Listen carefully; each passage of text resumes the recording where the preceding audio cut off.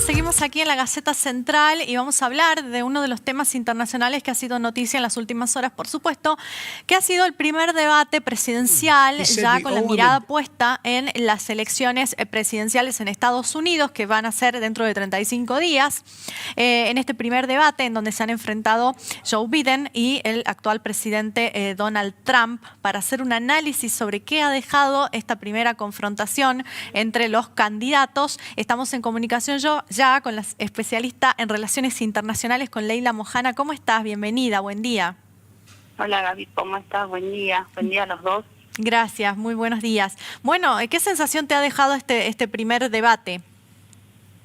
Bueno, la primera sensación cuando estaba viendo el debate anoche fue que realmente las chicanas y las faltas de respeto fueron, te diría que las vedettes en el debate de anoche, Sí. Principalmente por parte de Donald Trump. Exacto. Y eso es lo que hoy veo que muchos de los diarios y portales del mundo han titulado. Ha llamado mucho la atención el desorden que tuvo este debate en el desarrollo, la falta de posibilidades del propio periodista que estaba como moderador de poder frenar y darle un orden y poder de alguna manera hacer que la gente pueda escuchar las propuestas, algo a lo que los debates norteamericanos nos tenían acostumbrados, pero evidentemente han entrado en esa lógica de pelea y desacreditación personal que no dejó mucho en claro para los votantes. Claro, y sobre todo un Trump que quizás más que salió más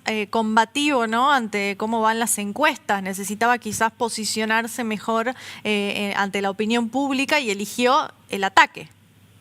Sí, de hecho Trump siempre tiene un estilo, ya sabemos, bastante inusual para la política, y además recordemos que Trump es un outsider, o sea, una persona que viene de afuera de la política y que entra a la política criticando al establishment y a los políticos.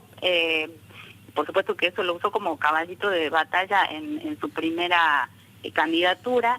Y bueno, un Biden que tiene años en ese establishment, que ha sido senador y vicepresidente en Estados Unidos y que tiene un estilo muy diferente. De hecho, entre las cuestiones personales que ha utilizado Trump durante la campaña, era decir que Biden, necesitaba medicación, que no estaba en sus cabales, que deberían hacer un antidoping antes del debate. Sí, súper bajo, o sea, los golpes muy bajos, digamos, ¿no? Sí, y de hecho Biden iba, diría yo, con muchas menos expectativas frente a este tornado que representa Donald Trump. Y en términos generales uno diría que salió mejor parado Biden, porque hay golpes muy bajos, sobre todo lo que hizo respecto al hijo, ¿no? Sí, cuando exacto. Donald Trump... Se refirió en realidad porque el hijo del candidato tuvo como un papel en Ucrania, ¿no? En una empresa. Sí, pero además Biden tiene un hijo que falleció hace unos años, que además fue veterano de guerra, y él, mirando a la cámara dijo, sí, tengo un hijo que tuvo problemas con las drogas. Con las adicciones. Es decir, lo arrinconó a Biden hasta el punto de exponerlo en esa situación, y Biden, contestó en algunos momentos porque se sintió arrinconado. De hecho, en un momento dijo que era una mascota de Putin, después le llamó payaso, pero fueron como momentos en donde Donald Trump logró arrinconarlo y sacarlo de sus casillas. Quedaron afuera quizás definiciones muy importantes, ¿no? Porque tenemos en cuenta que el contexto en el que llega Estados Unidos a estas elecciones, el contexto internacional, el contexto nacional, es muy complejo, ¿no? Estamos hablando de una pandemia, de una crisis económica muy profunda, de violencia, de manifestaciones callejeras. El contexto global es el contexto de la pandemia del COVID-19 que arrasó a todos los países, y que vamos a saber quién quedó, entre comillas, mejor parado o sale menos mal, aunque no esté bien usado el término, después de unos cuantos meses o de acá a años, para ver realmente con una perspectiva histórica quién hizo mejor frente. Pero las políticas tardías que aplicó Donald Trump han sido muy criticadas por los demócratas y por la ciudadanía en general. Además, la pandemia, tanto en Estados Unidos como en el resto del mundo, golpeó a los más pobres, a los más vulnerables. En Estados Unidos, al sector de la población afroamericana, los latinos han sido duramente golpeados por la pandemia y sigue estando en el número 1 de los países en cuanto a cantidad de muertos y cantidad de infectados. Por supuesto que estamos hablando de valores absolutos, habría que ver los porcentajes relativos con respecto al total de la población, etcétera.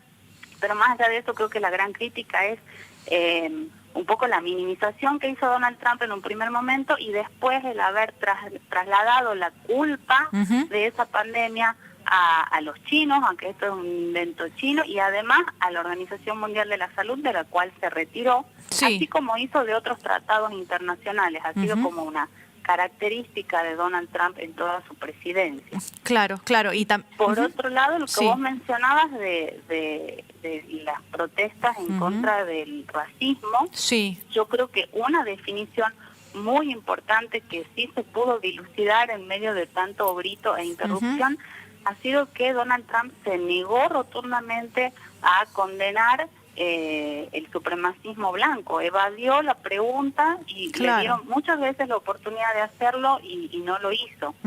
Claro, entonces, que es que fomenta quizás algunos discursos de odio muy complicados, ¿no?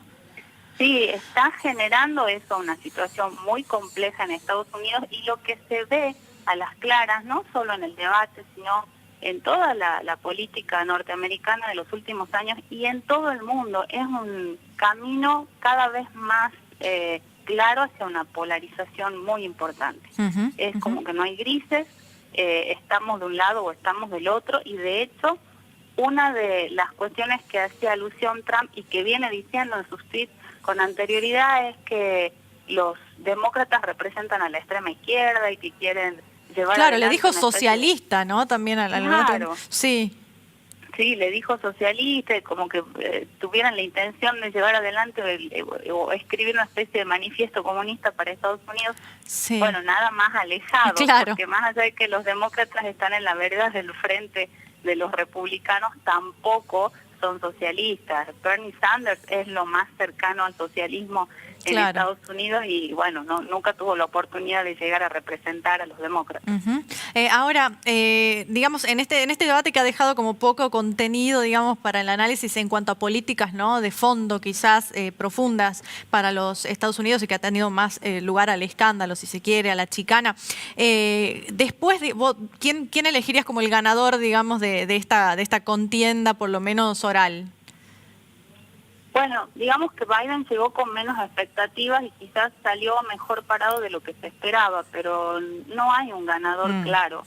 Y lamentablemente, más allá de que los debates uno pueda decir, bueno, se supone que están hechos sobre todo para captar la atención y la decisión de los votantes indecisos, creo que nadie salió con una idea muy clara de qué hacer después de esto. Pero teniendo en cuenta las expectativas con las que llegaba Biden, en alguna medida quizás Biden salió un poco mejor parado.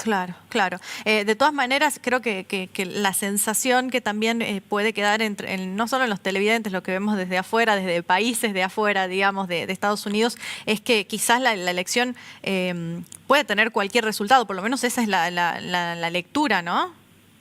Sí, puede tener cualquier resultado, no solo por el debate y las encuestas que muestran que digamos, hay un pequeño porcentaje, entre 8 o 9 puntos, otros les dan 6, digamos que hay distintas encuestas que dicen que los demócratas estarían por delante, pero pasó lo mismo en las elecciones anteriores entre Trump y Hillary Clinton, y el problema en el caso norteamericano es que no lo podemos analizar con tanta facilidad, porque recordemos que ellos no tienen el mismo sistema electoral nuestro, sino que ellos tienen un sistema indirecto, en donde las personas eligen representantes para un colegio electoral y finalmente el colegio electoral es el que termina dirigiendo quién es el presidente norteamericano. Bien. Leila, muchas gracias por este contacto y por este análisis.